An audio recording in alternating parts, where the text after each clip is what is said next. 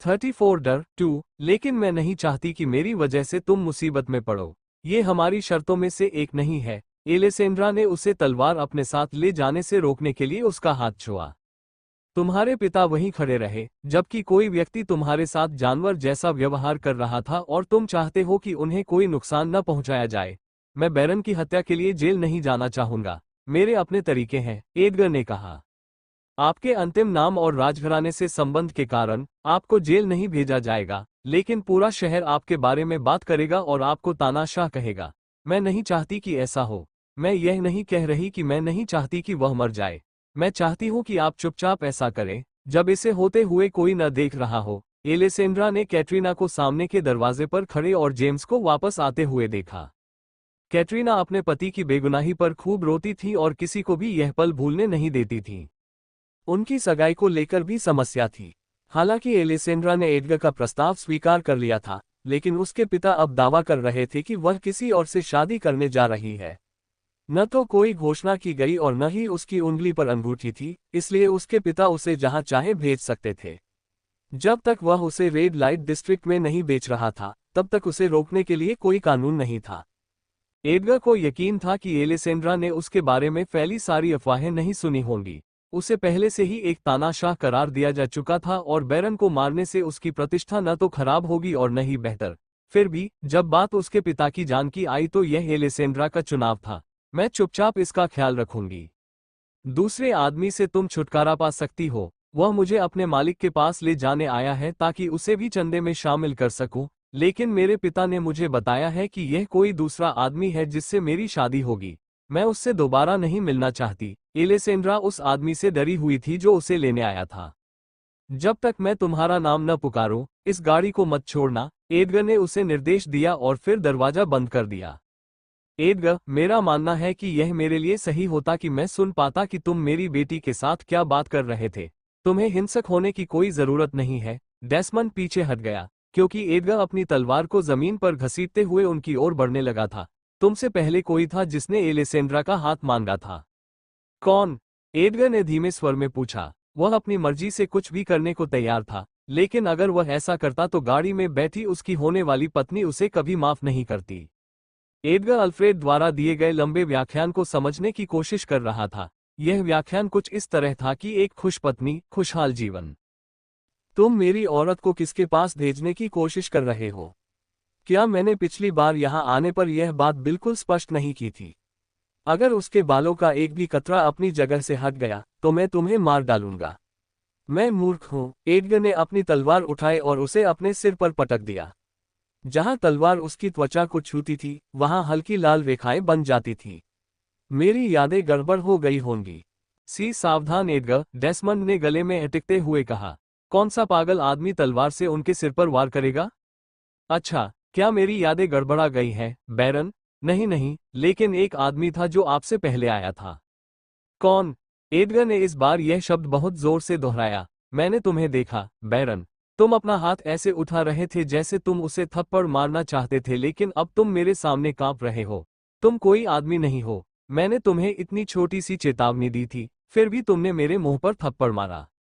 मुझे माफ कर दो। डेस्मंड घुटनों के बल बैठ गया। उसने अपने हाथ जोड़े और एडगर से विनती की कि इस बार उसे छोड़ दे। मेरा कभी भी आपका अपमान करने का इरादा नहीं था। तुम वहां हो। एडगर ने रोवन की ओर अपनी तलवार तान दी जब वह दूसरी खड़ी गाड़ी की ओर चलने लगा। तुम्हारा अपना परिचय न देना अशिष्टता होगी। रोवन ने भौहें सिकोड़ी, थोड़ा नाराज हुआ कि उसे बैरन के मेस में लाया गया था। बैरन के पास एक आसान काम था, एलिसेंड्रा को भेजना, और अब ड्यूक भी शामिल था। ड्यूक द्वारा उसके मालिक के बारे में पूछे जाने से पहले उसे वहां से चले जाना था। मुझे अपना परिचय देने की अनुमति दें, ड्यूक कॉलिंस। लगता है कि कोई गलतफहमी हो गई है। रोवन एडगर के पास गया और एक हाथ ड्यूक से मिलाने के लिए आगे बढ़ाया और दूसरा हाथ उसकी पीठ के पीछे रखकर अपना खंजर छिपाया। मैं। डेस्मंड ने अपना मुंह ढक लिया। उसकी आंखों से आंसू बह रहे थे क्योंकि उसने रोवन का सिर जमीन पर गिरते देखा था। वह यह नहीं बता पाया कि एडगर ने रोवन को मारने के लिए अपनी तलवार कब घुमाई थी। एकमात्र सबूत रोवन का कटा हुआ सिर और उसका बाकी शरीर जमीन पर गिरना था, जिससे वह खून से सना हुआ था। उसे अल्फ्रेड का शुक्रिया अदा करना चाहिए क्योंकि यह सब जल्दी और बिना किसी परेशानी के हुआ। उसने आज सुबह मेरी तलवार को धार देने के लिए भेजा। अल्फ्रेड शायद भविष्य देख सकता है। क्या आपको ऐसा नहीं लगता बैरन? एडगर ने अपनी तलवार अगले व्यक्ति की ओर तान दी जिसे वह फर्श पर सजाना चाहता था। मुझे नहीं पता। डेस्मंड रो पड़ा। उसे पता था कि एलेसेंड्रा के साथ उसने जो किया उसके लिए वह अगला दोषी होगा। वह समझ नहीं पा रहा था कि एडगर उसकी बेटी के कारण पागलों की तरह क्यों व्यवहार कर रहा था, जबकि उन्होंने केवल 2 बार बात की थी। क्या उसे गलतफहमी थी कि एडगर को उसकी बेटी से इतनी जल्दी प्यार हो गया था? उठो, बैरन, उठो और मेरी तरफ उसी तरह देखो जैसे तुम एलेसेंड्रा को देख रहे थे जब उसे जमीन पर दबा दिया गया था। अपना हाथ मेरी तरफ बढ़ाओ। एडगर चिल्लाया, इस बात से निराश था कि डेस्मंड कितना कायर था, लेकिन फिर भी वह गर्व से खड़ा था जब उसका अपना खून और मांस जमीन पर एक ऐसे आदमी के खिलाफ लड़ रहा था जिसे वह नहीं जानती थी। कृपया मुझे छोड़ दो, एलेसेंड्रा, एलेसेंड्रा। डेस्मंड ने गाड़ी में अपनी बेटी को बुलाया। मेरी प्यारी बच्ची, कृपया बाहर आओ और उससे कहो कि उसे छोड़ दो। उसने पहले ही मुझसे कहा है कि मैं तुम्हें अभी न मारूं। एलेसेंड्रा, बाहर आओ। एडगर ने गाड़ी को आवाज दी। वह नहीं चाहती थी कि उसके पिता को तब मारा जाए जब बहुत सी आंखें उसे देख रही हों, लेकिन इसका मतलब यह नहीं था कि उन्हें किसी तरह का दर्द नहीं दिया जा सकता था। एडगर चाहता था कि वह उसके पास खड़ी होकर ये सब होते देखे।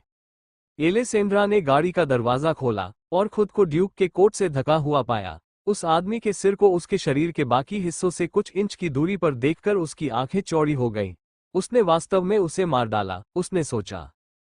हालांकि उसने एडगर को अजनबी को मारने के लिए कहा था, लेकिन किसी तरह उसे उम्मीद नहीं थी कि वह ऐसा करेगा। उसने बिना किसी हिचकिचाहट के उसकी बातें सुनी। वह उससे और क्या करने के लिए कह सकती थी? जब वे अभी तक शादीशुदा भी नहीं थे, तो उसके लिए इतना कुछ करना डरावना था। एलेसेंड्रा को आश्चर्य हुआ कि जब वह आधिकारिक रूप से डचेस बन जाएंगी तो उन लोगों का क्या होगा जिन्होंने उन्हें अपमानित किया। डेस्मंड को लगा कि उसकी जान बच गई जब उसने एलेसेंड्रा को एडगर के बगल में खड़े देखा। वह इतनी क्रूर नहीं थी कि अपने पिता को ऐसे आदमी के हाथों मरवा दे जिसे वह मुश्किल से जानती थी। एलेसेंड्रा, जानेमन, ड्यूक को बताओ कि यह सब एक बड़ी गलतफहमी है। प्रिया, एलेसेंड्रा ने वही शब्द दोहराया जो उसे याद था। उसे याद नहीं आ रहा था कि आखिरी बार उसके पिता ने उसे कब ऐसा कहा था। तुम सच में कायर हो, बैरन। वह अब उसे अपने पिता के रूप में संबोधित नहीं कर सकती थी। एलेसेंड्रा, अगर हम आज रात शादी कर लें, तो मेरे पास तुम्हारे पिता को मारने का एक वाजिब कारण होगा, एडगर ने कहा। उसके पास बैरन को मारने के लिए कई अन्य कारण थे, लेकिन एलेसेंड्रा को ये जानने की जरूरत नहीं थी कि उसके पिता कितने भ्रष्ट थे। मैं रात के अंत तक शादी करवा सकता हूँ। एलेसेंड्रा ने जवाब दिया, लोग सोचेंगे कि मैं गर्भवती हूँ और इसीलिए शादी इतनी जल्दी हो गई। लोग एडगर के उसके साथ जल्दी प्यार में पड़ने की संभावना पर यकीन करने के बजाय इस बात पर यकीन करना ज्यादा पसंद करेंगे।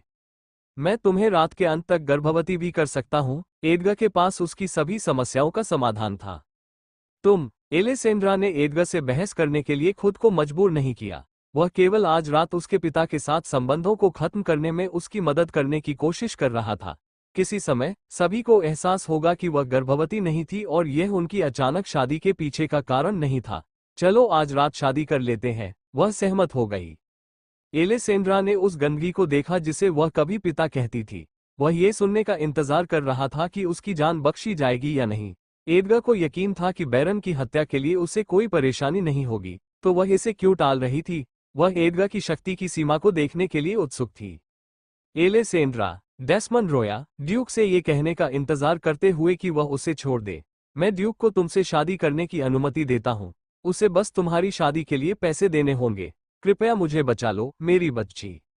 एलेसेंड्रा की आंखों में आंसू आ गए जब वह एक ऐसे निष्कर्ष पर पहुंची जो उतना कठिन नहीं था जितना उसने सोचा था। उसकी आंखों में आंसू इसलिए नहीं थे क्योंकि उसे इस बात का पछतावा होगा, बल्कि इसलिए क्योंकि उसे आखिरकार ऐसा महसूस हो रहा था कि उसके कंधे से एक बोझ उतरने वाला है। उसे मार डालो, जल्दी करो ताकि शहर के पहरेदारों के सतर्क होने से पहले हम शादी कर सकें। उसने एडगर को निर्देश दिया और फिर अपनी गाड़ी की ओर मुड़ गया। एलेसेंड्रा, डेस्मंड ने अविश्वास में बड़बड़ाया। Alessandra, Alessandra, Alessandra. एलेसेंड्रा ने अपना सिर ऊंचा रखा और बैरन को उसका नाम चिल्लाते हुए सुना, जब तक कि उसकी आवाज ठंडी रात की हवा में एक धीमी फुसफुसाहट में नहीं बदल गई। नवविवाहित 1। एलेसेंड्रा गाड़ी के एक तरफ चुपचाप बैठी रही, जबकि एडगर खून से सनी तलवार लेकर अंदर आया। यह इस बात का सबूत था कि उसके पिता अब नहीं रहे। एडगर के उसके ठीक सामने बैठने के बाद गाड़ी चर्च की ओर चल पड़ी, जहां उनकी शादी होनी थी। क्या तुम्हें इसका पछतावा है? अब उसे वापस लाने का कोई रास्ता नहीं है, एडगर ने खिड़की से बाहर देखते हुए कहा ताकि वह उसे न देखे। एलिसेंड्रा अपना चेहरा छिपाने की पूरी कोशिश कर रही थी ताकि वह उसे वह गोपनीयता दे सके जो वह चाहती थी। नहीं, मुझे इसका कोई अफसोस नहीं है। मैं खुद से नाराज हूं कि मैंने तुम्हें उसे पहली बार मारने का प्रस्ताव दिया था, लेकिन उसे मारने नहीं दिया। वह एक और सेकंड जीने का हकदार नहीं था। मुझे आश्चर्य नहीं है कि वह बस वहां खड़ा रहा और मेरे साथ ऐसा व्यवहार होने दिया। उसने अपनी पत्नी और बेटी को इससे भी बुरा करने दिया। मुझे उसे उसी समय मार देना चाहिए था जब तुमने मुझे प्रस्ताव दिया था। आप इतने दयालु थे कि उसे जीने के लिए और 2 दिन दिए। मैं चाहता हूं कि आप अपने हाथ खून से न रंगें। एक बार जब आप ऐसा काम कर लेते हैं तो आपका दिमाग आपको इसे कभी भूलने नहीं देगा। अगर आपको किसी को मारना है तो मैं आपके लिए ऐसा करूंगा। एडगर ने अपनी तलवार से खून पोंछने के लिए अपनी जेब से एक कपड़ा निकाला। धन्यवाद। अगर तुम उस समय नहीं आते तो मैं कल्पना भी नहीं कर सकती कि क्या होता। मैं किसी के संग्रह में शामिल नहीं होना चाहती। किस तरह का व्यक्ति किसी दूसरे व्यक्ति को संग्रह में शामिल करता है? एलिसेंड्रा ने सोचा। उसके पिता को उसे किसी ऐसे व्यक्ति को सौंपना कितना बुरा लगा होगा, जैसे वह कोई प्रदर्शन करने वाली वस्तु हो। मैं एक आदमी को जानता हूँ, वह बहुत सी चीजों का संग्रह करता है और ऐसा आदमी जिससे तुम्हें कभी नहीं मिलना चाहिए। मैं ये सुनिश्चित करूंगा कि उसे संदेश मिल जाए कि वह तुम्हें अकेला छोड़ दे। अब मुझे इनाम में क्या मिलेगा? एडगर ने अचानक पूछा। इनाम? एलिसेंड्रा ने पूछा। उसे समझ नहीं आया कि उसे इनाम की क्या जरूरत थी। आज रात किसी को मारने की मेरी कोई योजना नहीं थी। अल्फ्रेड को पता चल जाए कि मैंने तुम्हारे पिता को तुम्हारी मौजूदगी में मार दिया है तो वह मुझे मारने की कोशिश करेगा, और फिर जब उसे पता चलेगा कि हम बिना किसी उचित समारोह के शादी कर रहे हैं तो वह मुझे दफना देगा। क्या तुम्हें नहीं लगता कि मैं इसके लिए इनाम का हकदार हूँ? एडगर ने उससे मुस्कुराहट छिपाते हुए पूछा। मुझे लगता है कि यह उचित ही है। मैंने तुम्हें अपने पारिवारिक नाटक में उलझा दिया, एलिसेंड्रा ने बड़बड़ाते हुए कहा। उसे एहसास हुआ कि वह इसके लिए उसकी ऋणी होगी। हालांकि वह उस आदमी को क्या दे सकती थी जिसके पास सब कुछ था जबकि उसके पास कुछ भी नहीं था। मेरे पास तुम्हें देने के लिए कुछ भी नहीं है। उसे शर्म महसूस हुई। यह वह इनाम नहीं है जिसकी मुझे अभी तलाश है और न ही ऐसा कुछ है जिसका मूल्य बहुत अधिक हो। जब तक आप स्वीकार करते हैं कि आप मुझ पर एहसानमंद हैं, मैं तब तक इंतजार करता रहूंगा जब तक कि आपके पास कुछ ऐसा न हो जिससे मैं आपको चुका सकूं, एडगर ने कहा। ठीक है, अगर कभी तुम्हें मुझसे कुछ करवाने की जरूरत पड़े तो कृपया बेझिझक पूछ लेना। मैं तुम्हारा इतना एहसानमंद हूं जितना तुम सोच भी नहीं सकते, ड्यूक। बस एडगर, एडगर ने आह भरी, थोड़ा परेशान होकर कि वह अभी भी उसे ड्यूक के रूप में संदर्भित कर रही थी जब वे शादी करने जा रहे थे। मुझे खेद है, अचानक आपको एडगर कहकर पुकारना आसान नहीं है। आपका नाम बहुत बड़ा है। एलिसेंड्रा को अजीब लगा कि उसे उसके नाम से न पुकारा जाए। मेरी पत्नी को मुझे हर किसी की तरह संबोधित नहीं करना चाहिए। क्या मैं तुम्हें हर बार सजा दूं जब तुम मुझे एडगर के बजाय ड्यूक कहोगे? मुझे लगता है कि मुझे इसमें मजा आएगा। एडगर के दिमाग में एक कुटिल विचार आया। मैं सजा नहीं चाहती, एडगर। एलिसेंड्रा ने अपना सुर बदल दिया क्योंकि अब इसमें सजा शामिल हो सकती थी। तुमने अभी तक नहीं सुना कि सजा क्या है। मुझे लगता है कि तुम मेरी बात का आनंद ले सकते हो। एलिसेंड्रा ने 2 बार पलकें झपकाई और फिर जब उसे एहसास हुआ कि वह क्या कहना चाह रहा था तो वह हंस पड़ी। मैं समझ सकती हूँ कि इतनी सारी युवतियां तुमसे क्यों आकर्षित होती है। तुम बहुत ही सीधे सादे और बहुत ही फ्लर्ट करने वाले हो, एडगर। एडगर उसकी प्रतिक्रिया से बहुत खुश था। वह जिससे भी बात करता उसे या तो घबराहट भरी नजर मिलती या फिर कामुकता भरी नजर। इसके बजाय एलिसेंड्रा को उसके शब्द मजेदार लगे। क्या तुम्हें पता है कि तुम और मैं एक ही बिस्तर पर सोएंगे? मुझे नहीं लगता कि तब तुम्हें यह मजेदार लगेगा। मुझे पूरी जानकारी है क्योंकि यह अनुबंध में एक शर्त है, लेकिन मैं इस पर नहीं हंस रही थी। आप एक ऐसे व्यक्ति हैं जो अपनी बात कहते हैं और इस बात की परवाह नहीं करते कि दूसरे आपको कैसे देखेंगे। मैंने सुना है कि आपने बैरन को उसकी पार्टी में हवा में उठा लिया था। काश मैं ये देखने के लिए वहां होती। एलिसेंड्रा ने कल्पना की कि उसके पिता को कितनी शर्मिंदगी महसूस हुई होगी। चूंकि वह अब मर चुका है, इसलिए मैं आपको यह नहीं दिखा सकता जब तक कि आप उस तरह की चीजों में रुचि न रखते हो। आपको इस पर यकीन करना मुश्किल लग सकता है, लेकिन मेरे लिए ऐसा कुछ करना कोई असामान्य बात नहीं है। उच्च समाज में कीड़े मकोड़े भरे पड़े हैं, इसलिए मैं शायद ही कभी लोगों से मिलना जुलना पसंद करता हूँ।